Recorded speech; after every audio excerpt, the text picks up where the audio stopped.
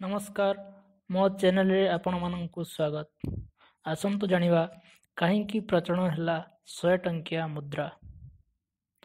ପ୍ରଧାନମନ୍ତ୍ରୀ ନରେନ୍ଦ୍ର ମୋଦି ପୂର୍ବତନ ପ୍ରଧାନମନ୍ତ୍ରୀ ଅଟଳ ବିହାରୀ ବାଜପେୟୀଙ୍କ ଉଦ୍ଦେଶ୍ୟରେ 100 ଟଙ୍କିଆ ମୁଦ୍ରା ପ୍ରଚଳନ କରିଛନ୍ତି। ଆସନ୍ତା 25 ଡିସେମ୍ବର 2018 ବଡ଼ଦିନ ଦିନ ତାଙ୍କର 94ତମ ଜନ୍ମବାର୍ଷିକୀ ପାଳନ ହେବ। ମୁଦ୍ରା ପ୍ରଚଳନ କରିବାକୁ ଯାଇ ମୋଦି ଏକ କାର୍ଯ୍ୟକ୍ରମରେ ଯୋଗଦେଇ କହିଲେ, ମାନନୀୟ ଅଟଳ ବିହାରୀ ବାଜପେୟୀ ଏକ ମହାନ ବ୍ୟକ୍ତିତ୍ୱ ଥିଲେ। ଅଟଳ ବିହାରୀ ବାଜପେୟୀ ଜଣେ ଅସାଧାରଣ ବକ୍ତା ଥିଲେ।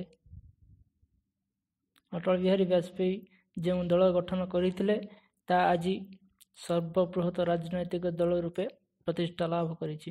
ଦଳର କାର୍ଯ୍ୟକର୍ତ୍ତାମାନେ ତାଙ୍କ ଭଳି ଜଣେ ମହାନ ମାର୍ଗଦର୍ଶକ ପାଇ ବହୁତ କୃତଜ୍ଞ।